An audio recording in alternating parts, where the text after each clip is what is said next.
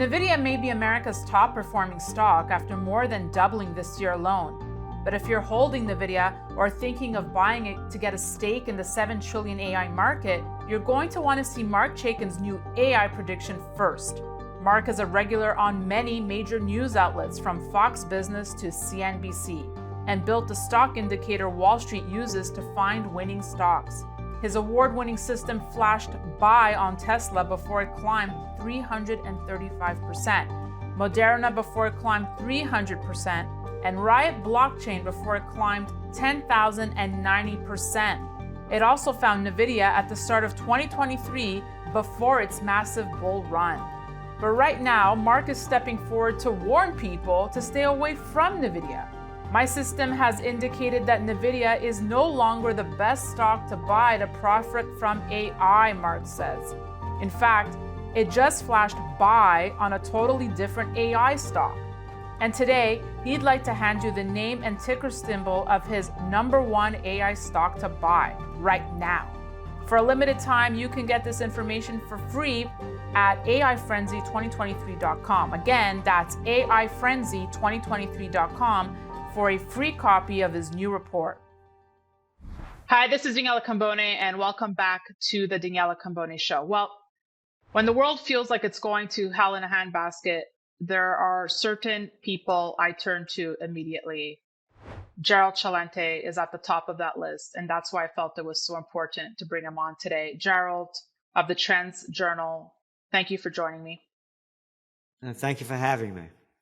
I want to go back to January 2023 when you put out your list of trends that you see for the world. I'm getting goosebumps. You wrote Middle East meltdown, Palestinian wipeout.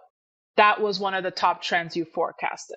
If I may, I'm just going to read, as you've been saying, when all else fails, they take you to war. As economies decline, we forecast Washington will ramp up its proxy war with Iran and do all it can to support Israeli actions against Tehran. With the current Israeli government in charge, that has been termed far-right by the mainstream media, we forecast that military conflict will erupt between the US, Israel versus Iran. When this occurs, oil prices will hit new highs, inflation will sharply rise, economies will dive into depression, and World War III will intensify. January 3rd, 2023.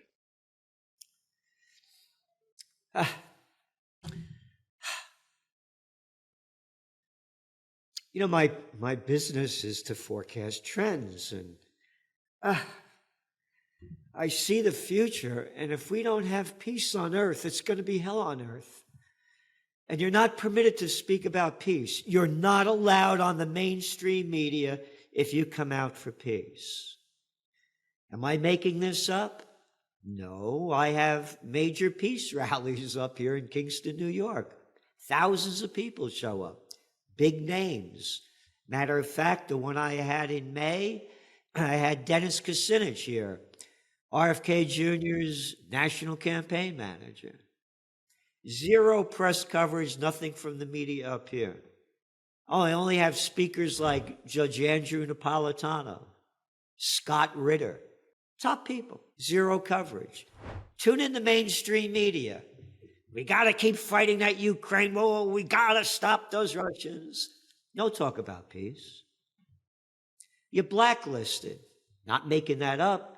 Let's go back to the Iraq war. You remember the Iraq war? Brought to you by a little boy of nothing, George W. Bush, a dopey little daddy's boy. That's right. Saddam Hussein has weapons of mass destruction and ties to Al-Qaeda.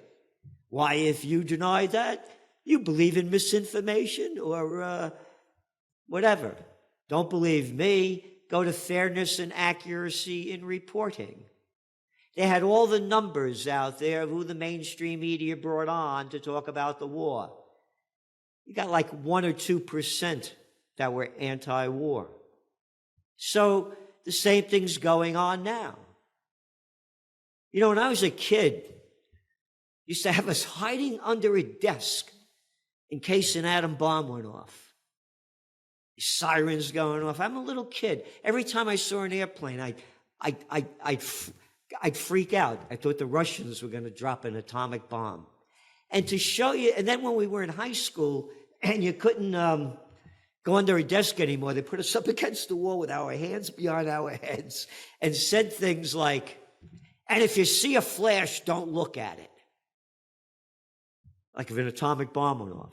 If I see a flash, I'll be dust in seconds. These are the same moronic criminals of a different order.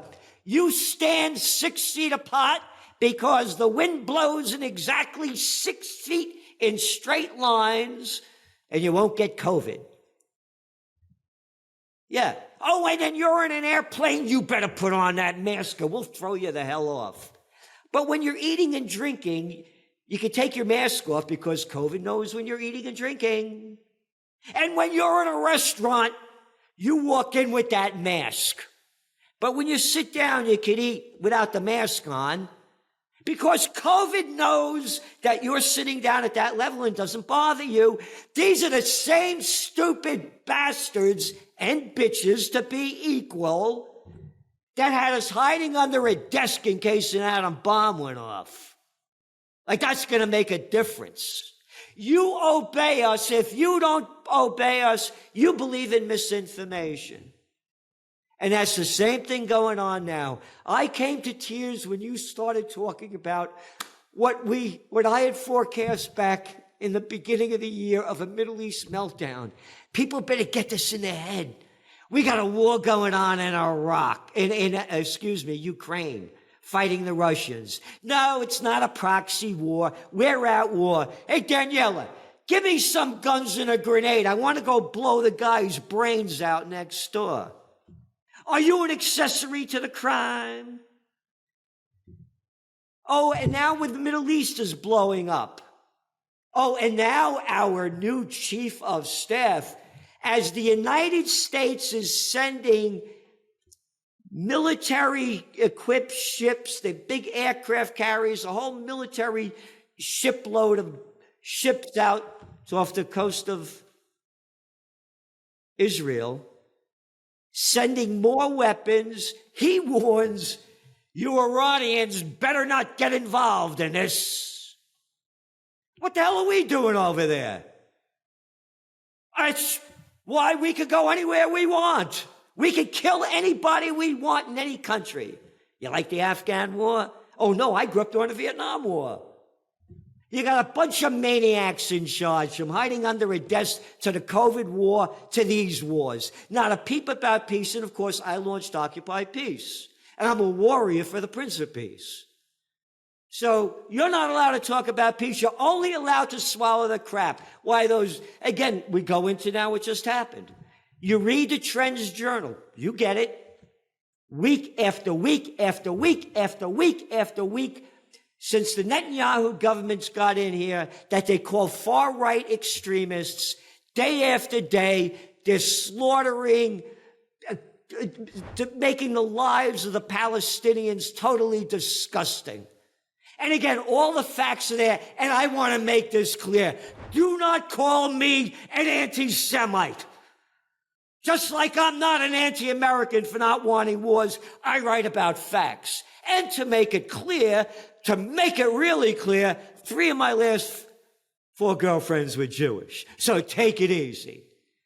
So, going back to your Trends Journal, week after week, we remind Trends Journal subscribers that in the 1967 Six-Day War, Israel invaded and seized Palestinian territories of the West Bank, East Jerusalem, Gaza Strip, and the Syrian Golan Heights, expelling 300,000 Palestinians from their home, while gaining stolen territory that was 3.5 times its original size.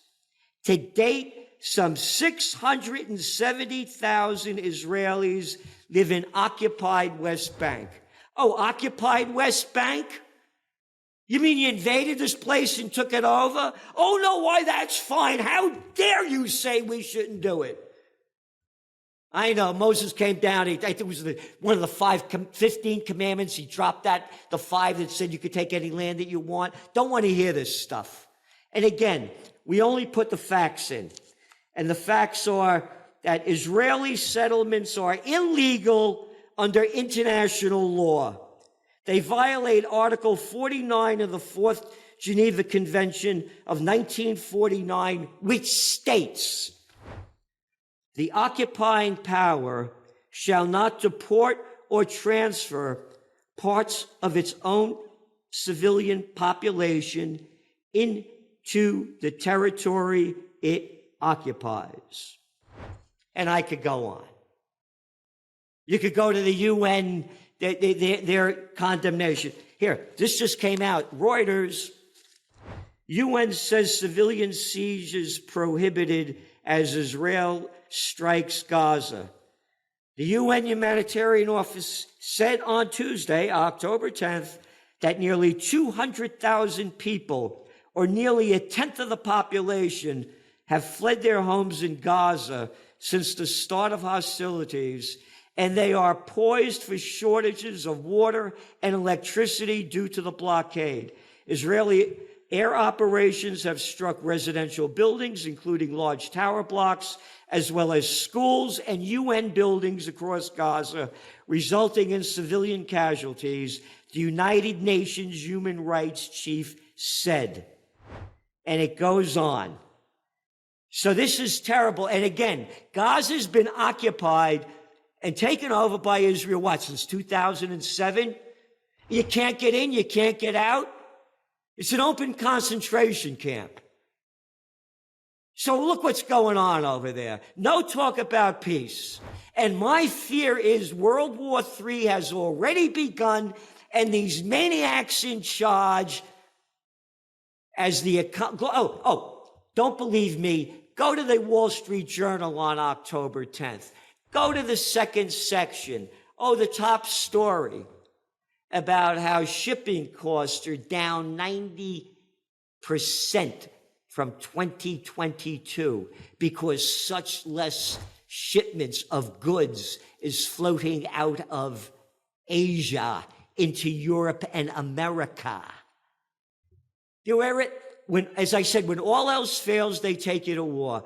The Judicial Reform Act that Netanyahu was pushing through was a total failure. Hundreds of thousands of people taking to the streets, about 35 weeks in Israel? And as we warned in the magazine, when all else fails, they take you to war. That's not my words. They called it a civil war. The Jerusalem Post and other ones called it a civil war was going on in Israel. But forgot about that judicial reform. We got to get that Hamas. And we're going after Hezbollah too.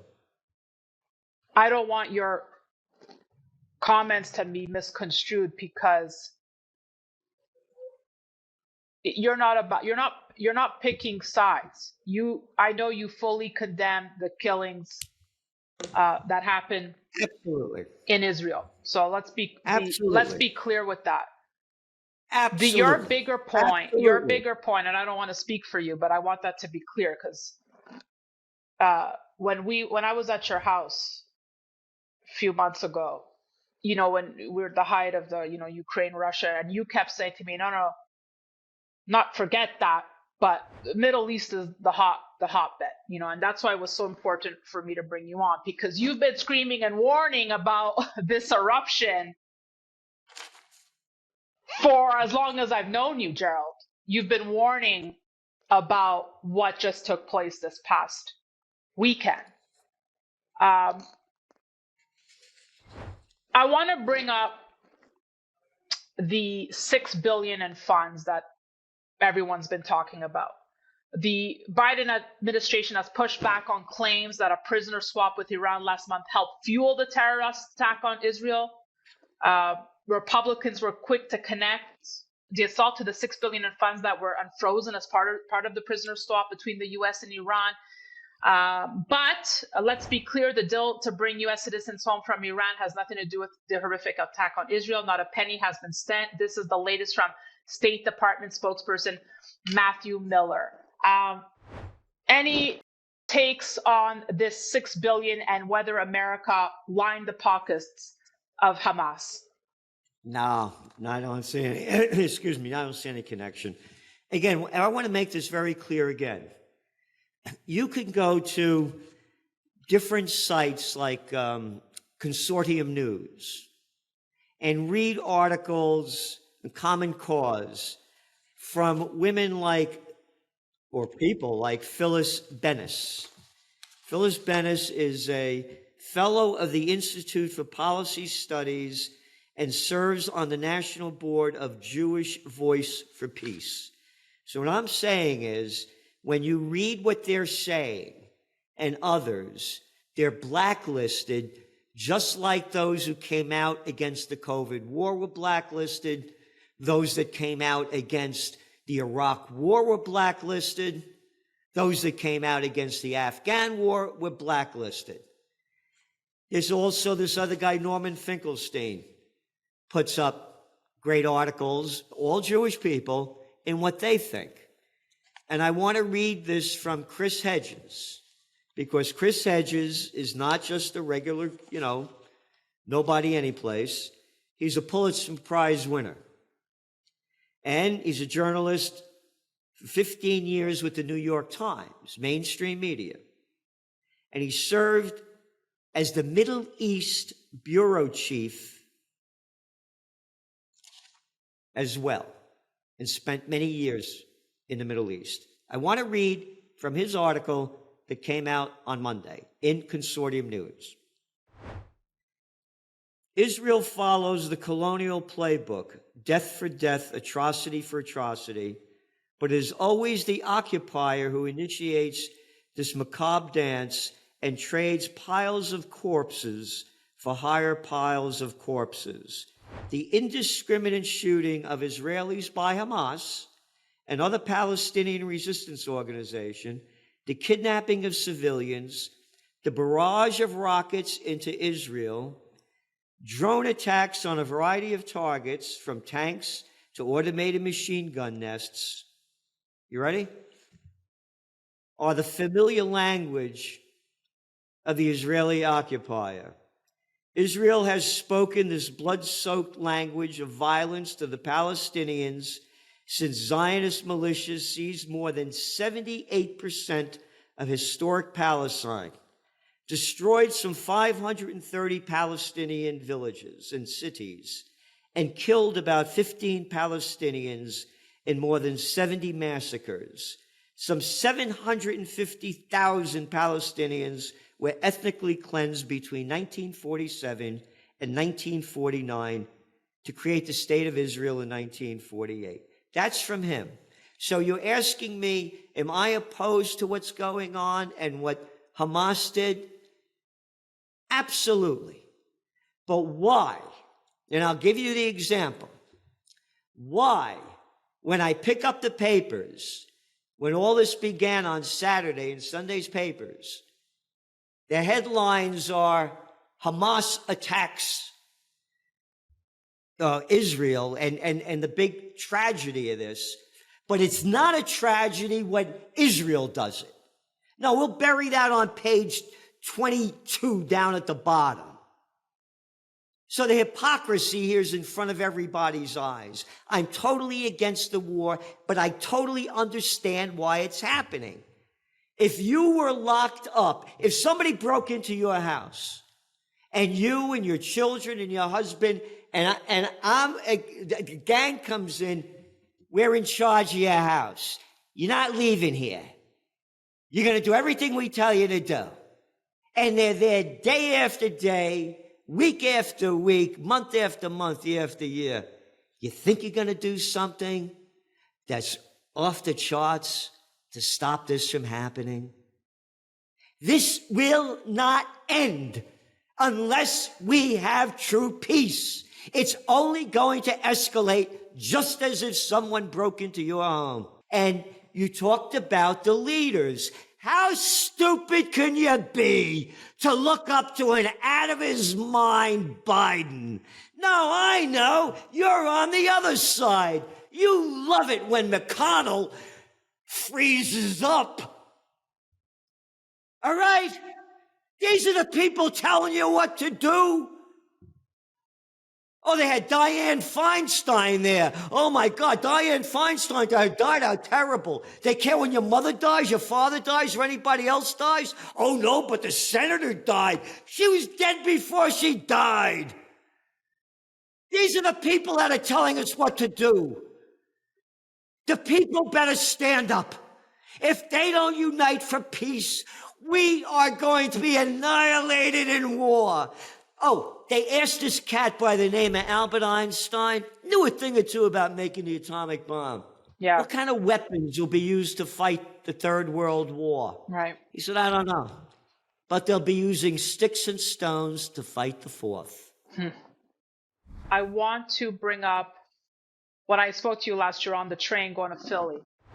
See Robert Kennedy Jr.'s big announcement that he's running as an independent. Let's talk U.S. politics for a second, shall we? Sure. Your take on his decision. I mean, to no one's surprise, really. He had no choice. He's 100% right in the sense that, again, in doing trend forecasting, we're data-based. I mean, and then we put the data together and make our forecasts. You look at the polls.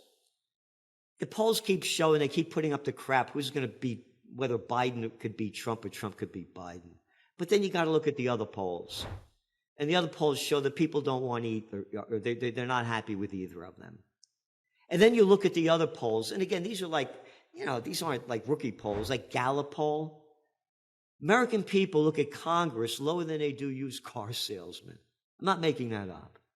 Let me ask you this, Gerald. What do you say when people will bring up, well, if Donald Trump was still president, we wouldn't have seen Russia invade Ukraine and now the Middle East blow up? I would agree on the first part that we wouldn't have had the Russian invasion of Ukraine. I think he would have fought for a settlement on that.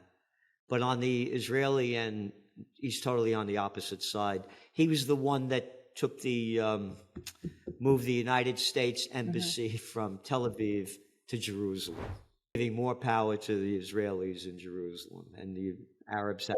So he's totally on their side.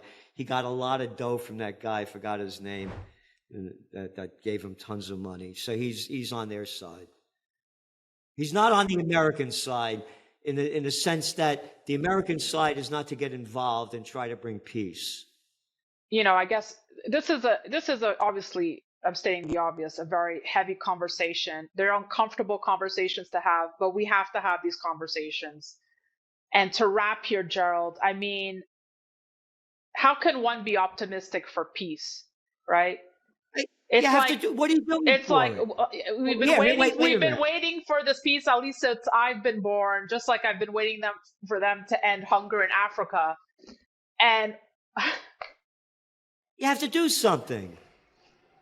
What can we do, Gerald? Gerald, what can we do? What can we do? Everybody can see the video we did when you were up here. Yeah. And I own 3 of the most historic buildings in America. And the reason why I bought them. Yeah. Because the seeds of democracy was sown here. And I came back from Germany. I was looking to leave the country, but we were opening the magazine there. And I'd never been to Berlin before. And I realized Berlin was grander than Paris before it was bombed out. So I came back and I said, I can't run away. I'm only me because I'm a Napolitano, born in the Bronx, born to be free. If I was born in Altavilla Pina Vicaquense, I wouldn't be me. Love it or leave it? No, you leave it. This is my country, and I'm fighting and doing everything I can to bring peace on earth. I have major rallies. Where are the people? Where were the German people? Where are the American people? Oh, I forgot. I wonder what Taylor Swift is doing today. No, I'm worried. Right. No. Jeanette is hiring journalists to follow and write more about. Therein lies the problem. Because we need education. We need conversations. No. We need every human being that believes in their God to stand up now and do something. That's what we need. I love that they have on the back of every piece of American paper currency, "In God we trust." God bless America. What God you talking about? What God loves sending all these weapons of death to keep blooding the killing fields? Hey, where are all you Quakers? You die in an earthquake? You Seventh-day Adventists waiting for the eighth day? Where are all you Catholics and Baptists and Jews and Muslims and everybody else? Episcopalians, how come you're not out there for peace? Does your God believe in war? What God believes in war? If we don't stop this now, if adults don't become adults, it's over. Bye-bye. Oh, and don't forget to build your shelter. You'll have a lovely time when you get out. Life will be so beautiful. On a lighter note, Gerald, I thought of you. Can I even say Columbus? You can't say Columbus Day, but I went to the parade. I'm proud of my Italian heritage. And I thought of you. And that brought a smile to my face. So I just wanted to share that with you. And we had a wonderful Columbus Day celebration here in Kingston, New York. We have the biggest festival outside of New York City. Thousands and thousands of people were here. And, I know that, as when I have my rallies here, I have the off-duty Kingston police or my security. And I know all the guys, a lot of the guys, they said, how was it? There were thousands and thousands of patients. He said, not one problem.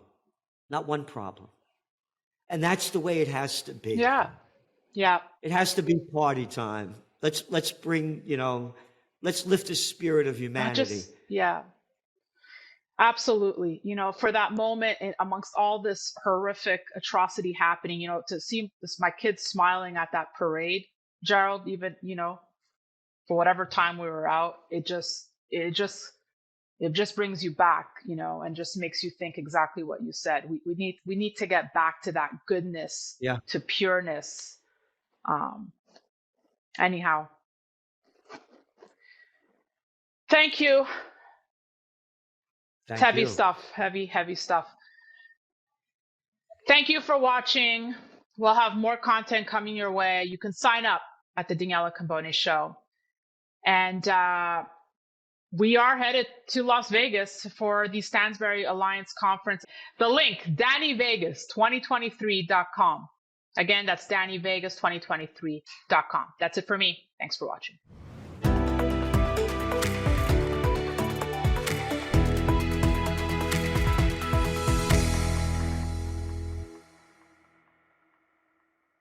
Opinions expressed on this program are solely those of the contributor and do not necessarily reflect the opinions of Stansberry Research, its parent company, or affiliates.